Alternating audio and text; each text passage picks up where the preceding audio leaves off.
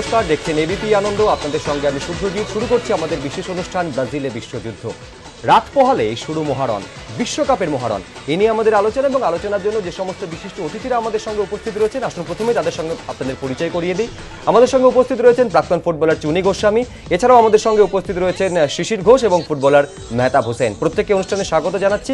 আমরা আলোচনা শুরু করব, কিন্তু শুরুতেই আপনাদের যেটা বললাম যে মহারণ, সেই মহারণের আগে অর্থাৎ বিশ্বকাপের মহারণের আগে কেমন সেজে উঠেছে ব্রাজিল, সেখানকার উন্মাদনার রং প্রথমে আপনাদের দেখাবো, তারপরে ফিরে আসবো আলোচনায়। অপেক্ষার প্রহর গুনছে পৃথিবী, প্রহর গুনছে ব্রাজিল। ফুটবলের বিশ্বযুদ্ধের অপেক্ষা। কোপাকাবানা থেকে সুগালো ফোরকোভাডো, সমুদ্র সৈকত থেকে নৈশ পার্টি, সাম্বার দেশে সবুজ হলুদের রং মিলান্তি। 1950 সালের পর এই নিয়ে দ্বিতীয়বার ফুটবলের স্বর্গে বিশ্বকাপের আসর।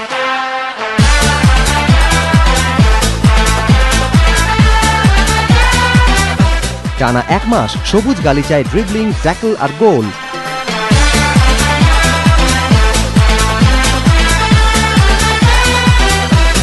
প্রথম ম্যাচে মুখোমুখি হচ্ছে ব্রাজিল ও ক্রোয়েশিয়া।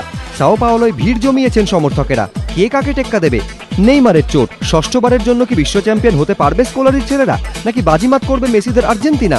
নাকি মহানায়ক হয়ে উঠবেন রোনাল্ডো? খেলা শুরুর আগেই অলিতে গলিতে জল্পনা, মাঠ পেরিয়ে মাঠের বাইরেও উন্মাদনা তুঙ্গে।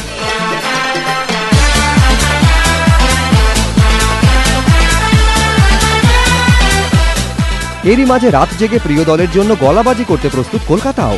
বিতর্ক বিক্ষোভকে দূরে ঠেলে প্রস্তুত নেইমারদের দেশ। সাম্বার দেশের হৃৎপিণ্ডে এখন গতির নেশা, শ্বাস প্রশ্বাসে শুধুই ফুটবল, আবেগ, উত্তেজনা, উদ্দীপনার কার্নিভাল। একটাই মন্ত্র, we are one. ABP Ananda.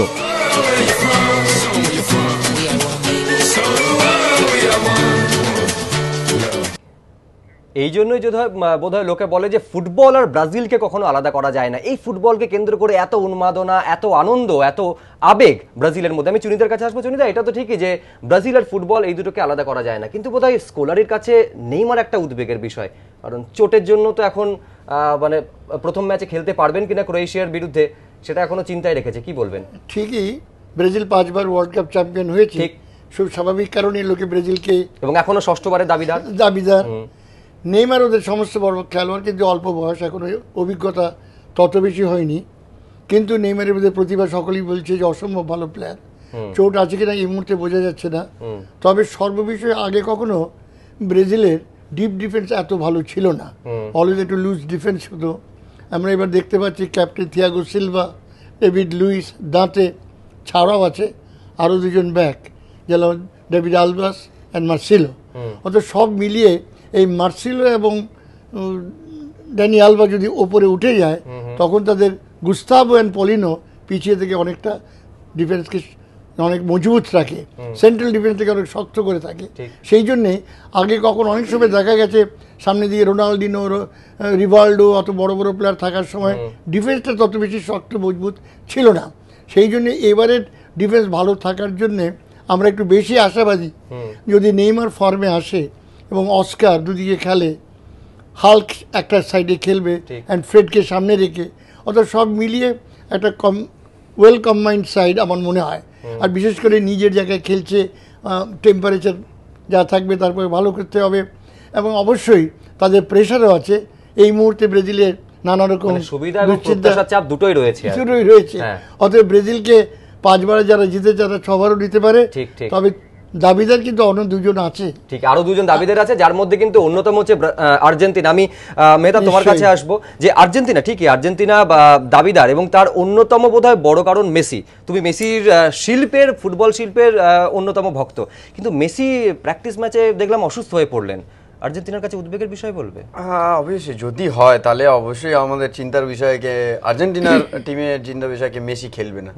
Messi খেললে কি হয়, ইগোরা, হিগুয়েন, ডি মারিয়া অনেকটা ফ্রি ফুটবল খেলতে পারবে। কেন, মেসির উপরে সবার নজর থাকে, ওই সময় অ্যাটেনশন থাকে, কখন কোথায় যাবে ও মানে বুঝতে দেয় নাকি আমি কখন কোথায় যাব, কোন জায়গায় যাব, মানে ঠিক গোলের কাছে পৌঁছে যাচ্ছে, 1v1 রিভিল করে নিচ্ছে, এরম ভাবে ফাইনাল, এত সুন্দরভাবে ফাইনাল বল দেয়। তো আমার মনে হয় মেসি যদি না থাকাটা আর্জেন্টিনার কাছে খুব ডিফিকাল্ট হবে। কিন্তু যেটা চুনিদা আমরা একটু আগে আলোচনা করছিলাম কে আমি বলছিলাম স্পেন হতে পারে বছর, কিন্তু অবভিয়াসলি স্পেনের ডিফেন্সটা খুব একটা ভালো নয়, মানে খুব ভালো কন্ডিশনে নয়। পোয়েল যাওয়ার পরে লাস্ট বিশ্বকাপ আমরা দেখেছি কি পোয়েল অনেকটা আগলে রাখতো এই ডিপ ডিফেন্সটাকে, কিন্তু মনে হয় এর আর্জেন্টিনা ব্রাজিলের পরে যদি দেখি আমরা আর্জেন্টিনা অনেক আমাদের কাছে মনে হচ্ছে বিশ্বকাপ জয়ের অন্যতম দাবিদার কিন্তু ব্রাজিলের পাশাপাশি আর্জেন্টিনা। এবং এই আলোচনা স্ট্রাইকিং ফোর্সটা অনেকটা এই আলোচনার মধ্যে যে সমস্ত তারকার নাম উঠে আসছে, রোনালদোর নাম উঠে আসছে, নেইমারের নাম উঠে আসছে, মেসির নাম উঠে আসছে, কিন্তু প্রত্যেকবারই বিশ্বকাপ ফুটবল নতুন নতুন তারকার জন্ম দেয়। এবারের বিশ্বকাপ ফুটবল কোন কোন নতুন তারকার জন্ম দিতে পারে আসুন দেখে নিই। রিওর সমুদ্র তীর এখন সরগরম, ব্রাজিলের যুদ্ধের গনগনে আজ, ফুটবলের মহাযুদ্ধ। তবে টুর্নামেন্টের কিক অফ হওয়ার আগেই কার্যত মহাতারকা হয়ে গিয়েছেন মেসি, রোনালদো, নেইমাররা। কিন্তু বিশ্বকাপ জন্ম দিয়েছে এক একজন নক্ষত্রের, বাজ্জিও, স্কিলাচ্চি থেকে ইনিয়েস্তা। এবারেও কি মহাতারকাদের ছাপিয়ে যাবেন কেউ কেউ? 2014 বিশ্বকাপে কিন্তু প্রতিভার ছড়াছড়ি। ইডেন হ্যাজার্ড বেলজিয়ান ফুটবলের স্বর্ণালী প্রজন্মের ফুটবলার, এই অ্যাটাকিং মিডফিল্ডার রেড ডেভিলসদের আক্রমণের নিউক্লিয়াস। এই মুহূর্তে যাকে ইউরোপীয় ফুটবলের অন্যতম সেরা প্রতিভা আখ্যা দেওয়া হচ্ছে। প্রিমিয়ার লিগে খেলেন চেলসির হয়ে, পায় শৈল্পিক ড্রিবলিং, প্লে মেকার হিসেবে ভূমিকা অনবদ্য। জানু জাজ অল্প বয়সে নজর কেড়েছেন এই বেলজিয়ান ফুটবলারও, ইতিমধ্যে ম্যানুয়ের ভরসা। এবারের বিশ্বকাপ কি নক্ষত্রের কৌলিন্য দিতে পারবে জানু জাজকে? উত্তরটা দেবে সময়। অস্কার নেইমারের ছায়ায় ঢেকে গেলেও ব্রাজিলের এই অ্যাটাকিং মিডফিল্ডারের মধ্যেও সম্ভাবনার হীরকদূতি খুঁজে পেয়েছে সাম্বার দেশ। প্লে মেকারের ভূমিকায় চেলসির এই ফুটবলারের ভূমিকা অনবদ্য। 2012 আর্জেন্টিনার বিরুদ্ধে জাতীয় দলে আত্মপ্রকাশ, তারপর আর ফিরে তাকাতে হয়নি। এবারের বিশ্বকাপে স্কোলারির তুরুপের তাস হয়ে উঠতে পারেন অস্কারি। সিরো ইম্মোবিল বালোতেলির পাশাপাশি প্রতিপক্ষের পেনাল্টি বক্সে ত্রাস হয়ে উঠতে পারেন ইতালির এই ফুটবলার। সিরি এ লিগে টপ স্কোরারও ছিলেন ইম্মোবিল। বিশ্বকাপেও দলের হয়ে তিনি বিস্ফোরক কিছু একটা করবেন বলেই আশা আজুরি শিবিরের। এবিপি আনন্দ। আমি শিশিরদের কাছে আসবো, তবে একজন দর্শক রয়েছেন আমাদের সঙ্গে টেলিফোন লাইনে, নিউ টাউন থেকে জয়ন্ত বিশ্বাস রয়েছেন, বলুন। হ্যাঁ নমস্কার, বলুন। আমি নিউ টাউন থেকে জয়ন্ত বিশ্বাস বলছি। হুম, আমার কোশ্চেন ছিল মেহতাবদার কাছে যে এই বিশ্বকাপে আমরা তো জানি জার্মানি একটা খুব শক্তিশালী দল হিসেবে প্রত্যাবর্তন করেছে, তো জার্মানির শেষ চারে যাওয়ার সম্ভাবনা কতটা? জার্মানির শেষ চারে যাওয়ার সম্ভাবনা কতটা? শিশিরদের কাছে আসবো, কিন্তু তার আগে মেহতাবের কাছে উত্তরটা নিয়ে নিই। খুবই বেশি সম্ভাবনা। কেন আমরা সবাই জানি যে ওদের অ্যাডভান্টেজ, এটা যেন তথ্য দিই, একটা টিম থেকে 7-8 জন, সেটা একটা অ্যাডভান্টেজ। তারপরে একসাথে 4 বছর, এই last 4 years, last world cup থেকে এই ওয়ার্ল্ড কাপ নিয়ে same team, almost same team আছে। আন্ডারস্ট্যান্ডিংটা তৈরি হয়, বা তোমার বাঞ্চ অফ ট্যালেন্ট অনেক বেশি জার্মান টিমে। আমি যখন জার্মানির কথা উঠলো, বা 16 তারিখ জার্মানির সঙ্গে খেলা আছে ফ্রান্সের, রিবেরি বিহীন ফ্রান্স কোন জায়গায় রাখবেন? রিবেরি বিহীন ফ্রান্স সত্যি কথা বলতে কি একটু পিছিয়ে রাখবো আমি। আচ্ছা, কারণ কি রিবেরি গত 3-4 বছর এত ভালো ফুটবল খেলছিল, হঠাৎ করে লেগে যাওয়া শেষ মুহূর্তে সবচেয়ে কথা। আপনি বলছেন পিছিয়ে রাখবেন, কিন্তু প্র্যাকটিস ম্যাচে, কিন্তু ফ্রেন্ডলি ম্যাচে কিন্তু 8-0 গোলে উড়িয়ে দিয়েছে। কাকে দিয়েছে? জামাইকাকে। ফ্রেন্ডলি ম্যাচ জামাইকা আর জার্মান এক নয়, নিঃসন্দেহে এক নয়, নিঃসন্দেহে, কিন্তু গোলের পার্থক্যটা 8-0। ঠিক আছে, প্র্যাকটিস ম্যাচে ততটা তো সিরিয়াস হয় না সবাই। অত প্রতিপক্ষ জামাইকা হয়তো ফ্রান্সের এগেন্স্টে খেলছে, তারা হয়তো সর্বশক্তি দিয়ে ঝাঁপাবে, ঠিক কথা। কিন্তু তা সত্ত্বেও আমি ফ্রান্সকে ছোট করছি না, কিন্তু রিবেরি একটা বিরাট ফ্যাক্টর। কারণ রিবেরি না থাকা মানে 50% চলে যাওয়া ফ্রান্সের। কারণ ওই খেলা তৈরি করে, ওই যায়। সবচেয়ে বড় কথা কি, রিবেরি এমন একটা টিমে সারা বছর খেলেছিল, বায়ার্ন মিউনিখ, সেই টিমের একটা প্রধান স্তম্ভ ছিল রিবেরি। এবং ওই জায়গা থেকে রিবেরি যদি ফ্রান্স টিমে খেলতে পারতো, তাহলে কি হতো, ওর অপোনেন্টে যারা যেসব দেশে খেলবে প্লেয়াররা, তারাও কিন্তু রিবেরিকে সমীহ করতো, কারণ তারা জানে রিবেরি কি করতে পারে। ছাড়াও নাসরি ওদের খুব বড় প্লেয়ার ছিল, ও নেয়নি। দুজনের অনুপস্থিতিতে নিশ্চয়ই ফ্রান্স আগের মতো ভালো না, আগের মতো অতটা থাকবে না। তবে যে কথা আমি আসছিলাম, জার্মানিকে নিয়ে একটু বলা দরকার, যে বিশ্ব তারকার ভেতর কারা আসবে। এই গোয়েটসের ছেলের ওপর কিন্তু ছেলেটি অসম্ভব প্রতিভাবান, সকলেই বলছে। এবং বিশেষ করে অবশ্য জার্মানির একটা সেটব্যাক হয়ে গেছে, রিওয়েস বলে ছেলে, সে কিন্তু ইঞ্জুরি জন্য বেরিয়ে যাচ্ছে। ঠিক, আমরা যখন দল নিয়ে আলোচনা করছি, এবারে বিশ্বকাপের যেটা অন্যতম বড় বিষয়, বেশ কিছু নতুন প্রযুক্তিও এবার কিন্তু ইন্ট্রোডিউস হতে চলেছে, যার অন্যতম গোল লাইন টেকনোলজি। কি এই গোল লাইন টেকনোলজি? আসুন দেখে নিই।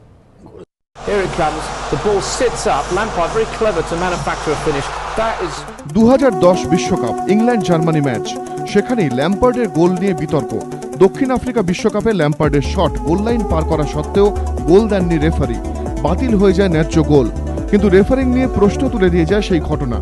আর গোল বিতর্কের অবসান ঘটাতেই এবারের বিশ্বকাপে গোল লাইন প্রযুক্তির আমদানি। গোল লাইন প্রযুক্তি হকআই। কিন্তু কি এই প্রযুক্তি? এক্ষেত্রে মোট 14টি ক্যামেরা ব্যবহৃত হয়। মাঠের দুপ্রান্তে প্রতিটি গোলপোস্টের দিকে লাগানো থাকে 7টি করে ক্যামেরা। যখন বলের পুরো অংশ গোল লাইন পার করে গোলপোস্টের ভিতরে প্রবেশ করবে, তখনই একটি ভাইব্রেশন এবং অপটিক্যাল সিগন্যাল চলে যাবে রেফারির হাত ঘড়িতে মাত্র 1 সেকেন্ডের মধ্যে। সেই সংকেত পাওয়ার পরই গোল ঘোষণা করবেন রেফারি। গোল বিতর্ক শব্দটিকেই এই প্রযুক্তি চিরতরে নির্বাসনে পাঠাবে বলে ফিফার আশা। গোল লাইন প্রযুক্তি প্রথম ব্যবহৃত হয় 2013-14 ইংলিশ প্রিমিয়ার লিগে। গোল বিতর্ক দূর করতে এবারই প্রথম বিশ্বকাপে সরকারিভাবে এই প্রযুক্তির সাহায্য নেওয়ার সিদ্ধান্ত নিয়েছে FIFA. Managing director of Goal Control Dirk Broichhausen দাবি করেছেন, এই প্রযুক্তি গোলকে যেমন নির্ভুল এবং নিশ্চিত বলে প্রমাণ করবে, তেমনি গোলমুখী আক্রমণের বিধিভঙ্গের সঠিক দিকটিও তুলে ধরবে রেফারির সামনে। এবিপি আনন্দ। আমরা এই প্রযুক্তি নিয়ে আলোচনায় আসবো, তবে তার আগে একজন দর্শক রয়েছেন টেলিফোনে, বালিগঞ্জ থেকে পার্থ সান্যাল রয়েছেন, বলুন। আমি বলছি যে এই যে বিশ্বকাপ হচ্ছে, আমরা আর্জেন্টিনা, ব্রাজিল, স্পেন এইসব নিয়ে আমরা আলোচনা করছি, কিন্তু আমরা একটা নতুন কোনো ফুটবল টিম নতুন ভাবে যে চ্যাম্পিয়ন হোক, এই জিনিসটা কেন আমরা আলোচনা করছি না? বেলজিয়াম আছে, আদার যেসব টিম আছে। আমাদের আলোচনা কিন্তু এখনো শেষ হয়ে যায়নি। ডার্ক হর্স কারা কারা হতে পারে আমরা এই বিষয় নিয়েও আলোচনায় আসবো।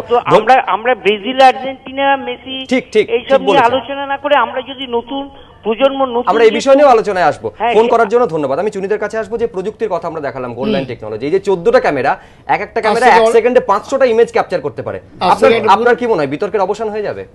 আমি এটা পুরনো কথা বলছি। 1966 সালে ইংল্যান্ড ভার্সাস জার্মানির খেলায় 4-2 জিতেছিল, ওয়ার্ল্ড কাপ চ্যাম্পিয়ন হয়েছিল। সেদিনও কিন্তু থার্ড গোলটা নিয়ে এরকম অবস্থায় ছিল, জিও ভার্স্টের গোল। এবং যদি জার্মানির লোকদের সাথে কথা বলা যায়, তারা তখন বলতো, আমি ড্যাক্টমার ক্রাইমারচাউডেন আমার কোচ, তাকে জিজ্ঞেস করেছিলাম গোলটা হয়েছে কিনা, তিনি বলে একেবারেই নয়, এটা আমাদের জোর চুরি করে হারানো হয়েছে। আবার ইংল্যান্ডের সাপোর্টারকে বললে তারা কিন্তু বলে ক্লিন গোল, আমরা জিতেছি। কিন্তু এই প্রশ্ন থাকবে, আমি আসবো চুনিদা, এই প্রশ্নটা থাকবেই যে প্রযুক্তি নির্ভরতা কি গোল বিতর্কের অবসান চিরতরে ঘটাতে পারবে? ছোট্ট একটা বিরতির পর আমরা এই নিয়ে আলোচনায় ফিরে আসছি। সঙ্গে থাকবে।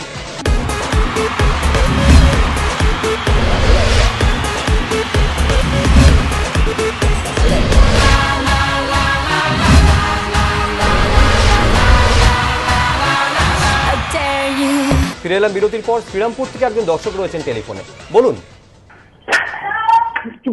হ্যালো, হ্যাঁ বলুন। হ্যাঁ বলছি, নেইমার ছাড়া কি আর ব্রাজিলের কোনো প্লেয়ার নেই? যে নেইমারকেই শুধু হচ্ছে শরীর খারাপ, নেইমার অসুস্থ, সেই জন্য কি এত বড় একটা ব্রাজিল টিম হচ্ছে নেইমার মানে কেন্দ্রিক টিম? না, আমরা কিন্তু প্রথমেই এই বিষয় নিয়ে আলোচনা করেছি। চুনিদা কিন্তু এই বিষয় নিয়ে বলেছেন যে ব্রাজিলের নেইমার ছাড়া আর কোন কোন তারকা রয়েছেন যাদের উপর নির্ভর করে ব্রাজিল ষষ্ঠবার বিশ্বকাপ জয়ের দাবিদার হতে পারে। ধন্যবাদ আপনাকে ফোন করার জন্য। আমি শিশিরদার কাছে আসবো। যে প্রযুক্তি নিয়ে আমরা কথা বলছিলাম, একদিকে তো goal line technology, vanishing spray, আপনার কি মনে হচ্ছে? খুব ভালো প্রযুক্তি এটা সবচেয়ে সুবিধা হবে, মানে যারা ভালো ফ্রি কিক, মানে যেন রোনাল্ডো, মেসি, এদের খুব সুবিধা হবে। কারণ কি, বক্সের মাথায় যদি তুমি ফ্রি কিক পাও এবং যে রেফারি যে ইয়ার্ডসটা দেবে, যে গার্ডের যেটা আছে, সেখান থেকে কিন্তু ওই স্প্রে করে দেবে, ওইখান থেকে কিন্তু তুমি আগিয়ে আসতে পারবে। একবার আগে এলে রেফারি কশন, সেকেন্ডবারে রেফারি ইয়েলো কার্ড, খুব ইয়েলো কার্ড, অনেকগুলো ইয়েলো কার্ড হওয়ার সম্ভাবনা আছে ওই ফ্রি কিক ওখানে যদি পায়। এবং গোল আমরা দারুণ দারুণ গোল আশা করছি ফ্রি কিকে দেখতে পাবো, কারণ অনেকখানি চুনিদার স্পেস পেয়ে যাবে, ভালো ভালো প্লেয়ার কিন্তু ভালো শট করবে, অনেকখানি জায়গা থাকবে, ডিফেন্ডারদের খুব অসুবিধা হয়।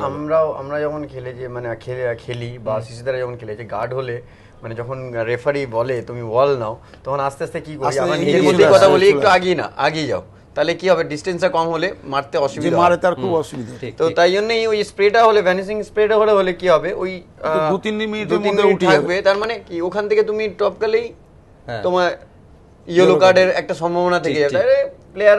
আর যেটা সিধা বলো, গোল দেখতে পাবো অনেক, অনেক ভালো বেশি ভালো goal free দেয়। kick অনেক বেশি গোল ভালো ধরতে ভালো পারবো। ফ্রি কিক যারা ফ্রি কিক ভালো মারে তাদের অনেক বেশি টেকনিক তাদের দেখতে ক্ষেত্রে পারবো। একটু তাদের ক্ষেত্রে সুবিধা, অনেকখানি হবে। সুবিধা। আমি চুনিদার কাছে আসবো। চুনিদা, যেটা বোধহয় এই বিশ্বকাপে অন্যতম আলোচিত বলুন আলোকিত বলুন যেটা হয়েছে ব্রাজুকা বল নিয়ে হ্যাঁ। দাবি করা হচ্ছে যে একেবারে নিখুঁত বল, মানে জাবুলানিকে নিয়েও এতটা বোধহয় দাবি করা হয়নি। আপনার কি মনে হচ্ছে ব্রাজুকা কি রকম? দেখুন, আমার তো মনে কোনো বল অন্য বলের চেয়ে ভালো কি বন্ধু খুব বেশি ডিফারেন্স হয় না, তবে আজকাল যত ভালো টেকনিক্যালি ইমপ্রুভ করছে তাদের ওই লেদার তো থাকে না, একটা মিক্সচার একটা মেটেরিয়াল দিয়ে তৈরি করছে, যেগুলো ফিল্ডটা খুব ভালো হয়, রিসিভ করা, একটা ভলি মারা, শ্যুট করা, অ্যান্ড আইডিয়ালি ব্যালেন্স থাকে যদি সুন্দর একটা গোল। এটা আমি শুনছি রাউন্ডিশ, মোর রাউন্ডিশ শুনলাম, অতএব আমি দেখিনি ব্রাজুকা, কিন্তু আমার মনে হয় আডিডাস তো এগুলো তৈরি করছে অনেক বছর ধরেই, এবং গত অনেক বছর ধরে নতুন নতুন করে একটা তাদের যে অভিজ্ঞতা হয়েছে তাতে বল নিশ্চয়ই ভালো হবে। বাট আগের বছর দেখা গেছিল বলগুলো একটু পাত্তা থাকার জন্য জাবুলানি বল। বেশি সার্ভ করছিল এবং গোলও একটা গোলকিপারের বাজে গোল অসুবিধা গোলকিপার অ্যান্টিসিপেট করতে পারছিল না। ঠিকই। কিন্তু আমার মনে হয় ব্রাজুকা নিশ্চয়ই সেই এটা শর্টকামিংসটাকে চেঞ্জ করে দিয়ে ভালো করবে। ঠিক। আমরা একেবারে অনুষ্ঠানের শেষ পর্যায়ে চলে এসেছি। খুব সংক্ষেপে জানতে চাইবো যে বড় বড় দল নিয়ে, বড় বড় তারকা নিয়ে তো আমরা একাধিকবার আলোচনা করেছি, ডার্ক হর্স কারা হতে পারে এবারের বিশ্বকাপে? বেলজিয়াম, হুম পর্তুগাল, হুম ইংল্যান্ড এবার হতে পারে এবার হতে পারে। Dark horse. এবারই প্রথম বসনিয়া হার্জেগোভিনা বা মেহতাব, তোমার কাছে জানতে চাইছি, মানে বিশ্বকাপে তাদের অভিষেক ঘটছে, তাদের কি রকম মনে হচ্ছে? তারাও হতে পারে এই কারণেই আমি একটা ম্যাচ দেখছিলাম আর কি, ওরা খুব অ্যাটাকিং ফুটবলে, ওরা ভয় পায় না কি আমরা কি হবে পেছনে, হতে পারে এটা চান্স, হারানোর কিছু নেই। আমরা ফার্স্ট এসছি, আমরা শো করব কি আমরা কি ফুটবল খেলতে পারি, পৃথিবী ওদের দেখবে, চাপটা আলাদা, ওদের সেই ভালো ভালো খেলার তাগিদ থাকবে। আর যেটা সিদ্ধার্থ বললো, অবভিয়াসলি পর্তুগাল, এবার ইংল্যান্ডকে আমরা ধরছি না, খাতা কলমে আমরা বলছি সবসময় বড় টিম থাকে, ইংল্যান্ড একটা কিছু একটা এই কথা বলার অপেক্ষা রাখে না যে রাত পোহালেই মহারণ শুরু হচ্ছে, বিশ্ব ফুটবলের মহারণ, তা তাড়িয়ে কিন্তু আমরা উপভোগ করবো, এবং তার জন্য গোটা বিশ্ববাসী অপেক্ষা করে রয়েছে। আমরা অনুষ্ঠান এখানেই শেষ করবো। প্রত্যেকে অনেক ধন্যবাদ, কিন্তু যেতে যেতে আপনাদের দেখাবো ফিফা বিশ্বকাপ 2014 official anthem.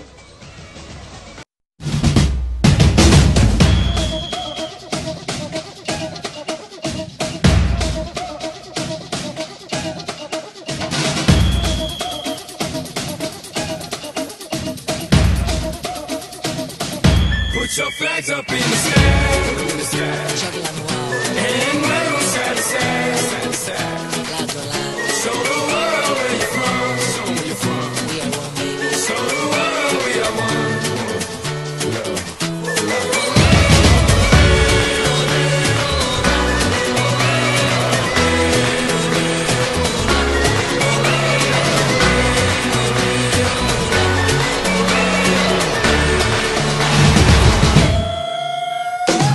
When the going gets tough, the tough get going.